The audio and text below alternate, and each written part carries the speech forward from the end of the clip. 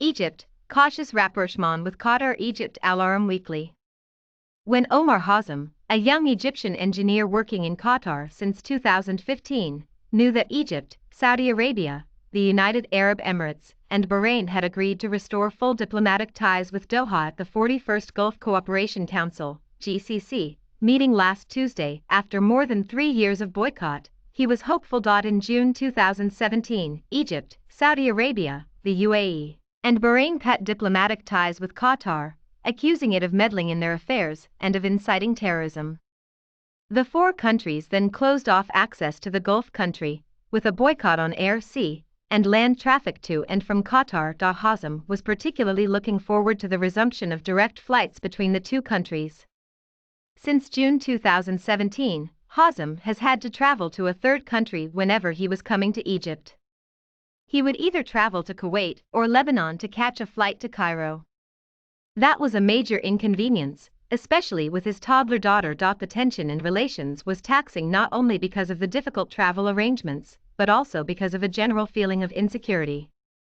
There was no discrimination against Egyptians in the workplace, or by people in general in Qatar, Hazem stressed, but the political tension between the two countries was a shadow on their residents in the Gulf country. The political tensions also affected hiring regulations for Egyptians. First, he said, hiring Egyptians into the country had become very difficult. Then Egyptians residing there who lost their jobs had difficulty getting their kafala, work permit, transferred to another employer, and accordingly were compelled to leave the country. Many Egyptians had left because of these regulations, Hazem said. There were around 300,000 Egyptians working in Qatar in 2018, according to a statement by Minister of State for Emigration and Egyptian Expatriates Affairs Nabila Makram. Hazem is not sure how things will differ now, as no further details have been released. One businessman speaking on condition of anonymity also said it was not clear how business and investment relations would be resumed. Unless the government gives the go-ahead, nothing would change, he said. Ambassador Gamal Bayami is also adopting a wait-and-see attitude. He said there has not been any official statement outlining the different aspects of the agreement.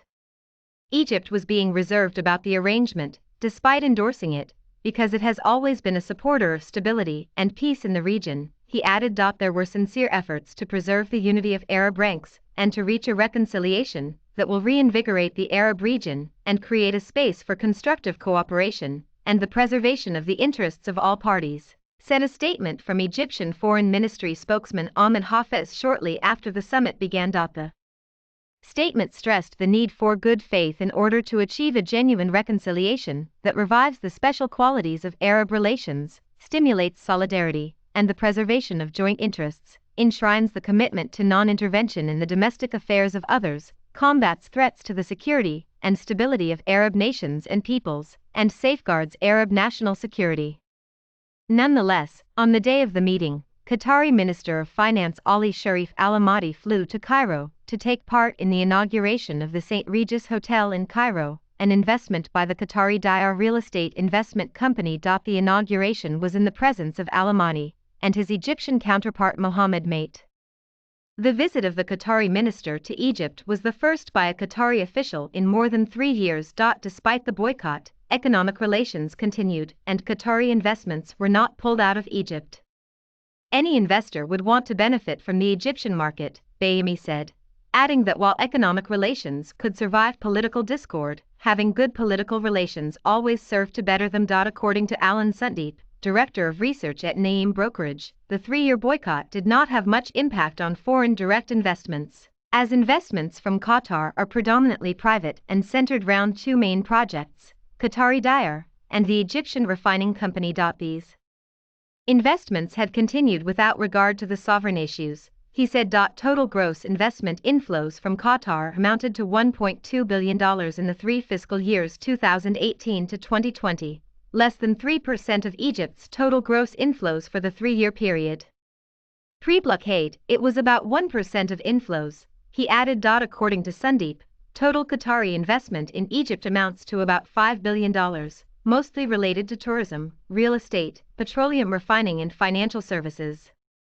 We do not expect any major changes in the near term, either on the private or the public side, he said. In terms of international trade, Qatar accounted for less than 3% of the total for Egypt in 2017, Sandeep said, adding this figure would have dropped sizably since then as the country no longer features as one of Egypt's main trade partners. Should relations resume normally, Sandeep said that Egypt stands to benefit indirectly through income from tourism and remittances. Egyptian expatriates in Qatar amount to about 6 to 7% of the total abroad, according to recent figures, he said. Meanwhile, Qatar stands to benefit through international trade, as its export shipments would be granted access through the Red Sea. A version of this article appears in print in the January 14, 2021 edition of Ahram Weekly.